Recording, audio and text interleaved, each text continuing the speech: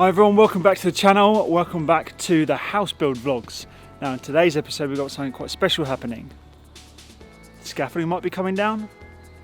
Anyway, before I go and ask the scaffolders if they mind me filming them, there's a few things that need to be done first. Like I left a couple of things on the scaffolding basically, but before that we need to move my truck so they can get their truck in the driveway. So let's go and do that now.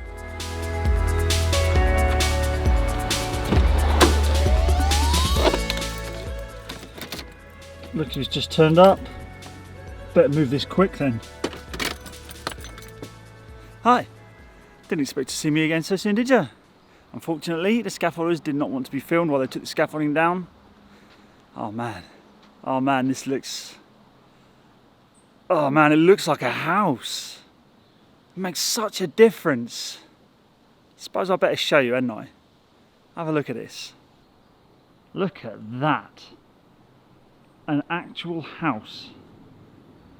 That's given a massive boost of sort of, what's the word, optimism that this house is actually going to get done.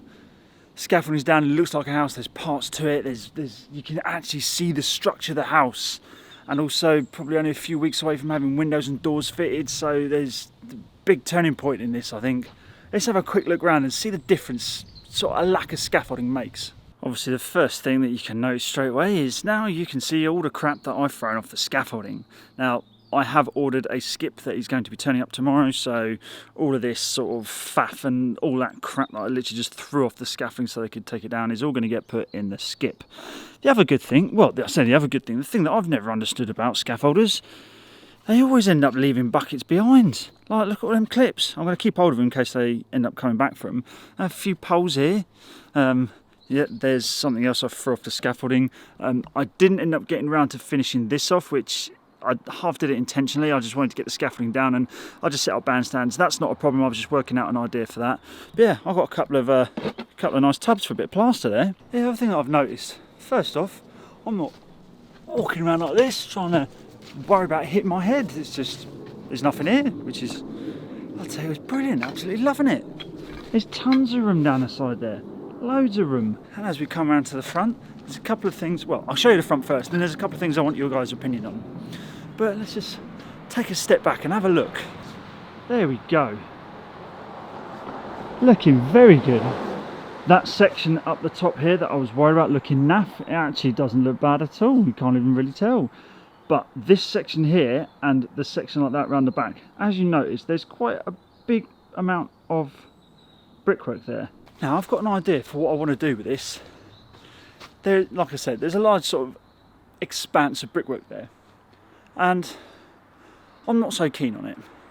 If you look at this house here, it's got the I'm not sure what plant that's called, growing all up and over the side of it there. I'm thinking I might, because there's going to be sort of a little garden area here, I'm thinking I might have something like this. Obviously that is, I need to cut that back actually. Something like that growing up the side and across the top. That will just tip that right over into farmhouse territory, I think, and have it sort of growing up and around here. Perhaps on this side here, obviously put some trellis up there, something like this here. Obviously this, all of this is going in a skip. This, a lot of people have been asking me where the grey bricks have been coming from the builds I've been doing. They came from there, an old chimney stack that I took down. But yeah, have some trellis like this, up and across there, and to sort of have something growing around there, like this here. I think that'll come up looking lovely. And if we have the same thing on the back here, you can sort of see a little bit of the fade of that efflorescence that used to be up there. It's still just lingering around. But anyway, have it sort of grown up here and all the way across the back there. I think that'll come up looking absolutely lovely.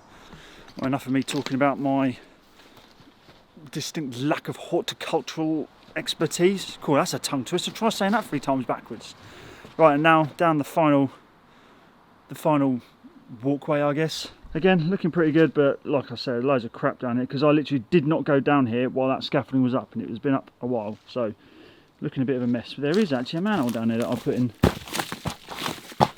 which brings me on to one of the next projects we're going to get on. The pipe work coming from that manhole, hopefully you can see it, where is it? Down there somewhere. That manhole, I'm walking, there is a pipe underneath where I'm walking, and it comes to around there. So we've got a pipe running all the way down that flank. But what we need to do is we need to dig get the digger out, get old Casey out, because there's two things we need to do. One, there's a pipe down here for the bathroom, and what we need to do is have that pipe come out to here, have that pipe continue onto here, have an inspection chamber along here.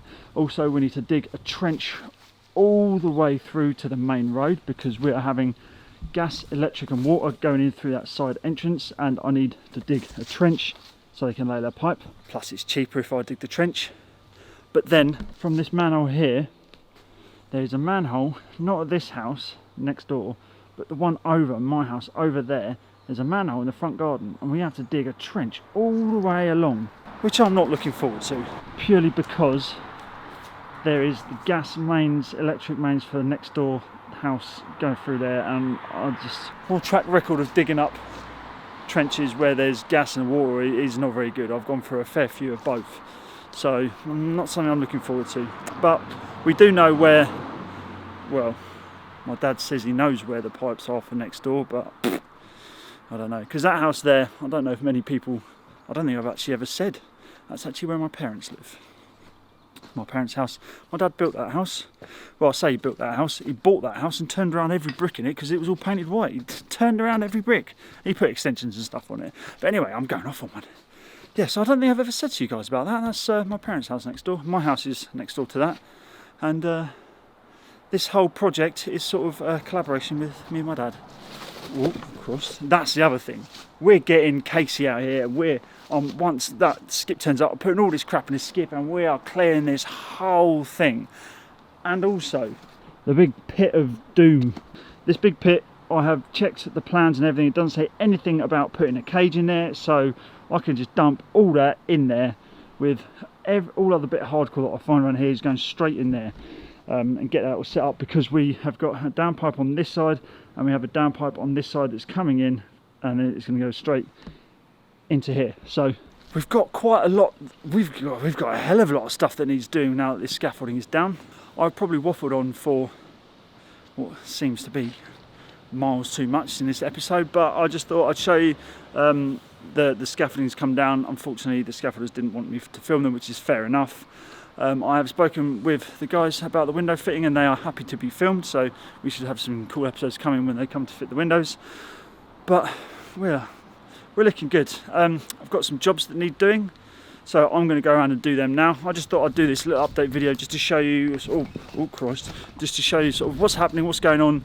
We have got wave rock, which I haven't addressed in a long time. I'm thinking about building blockwork wall all the way around it, the whole way around, and then sort of clad it in some sort of like timber or something like that, just so it blends in with the trees.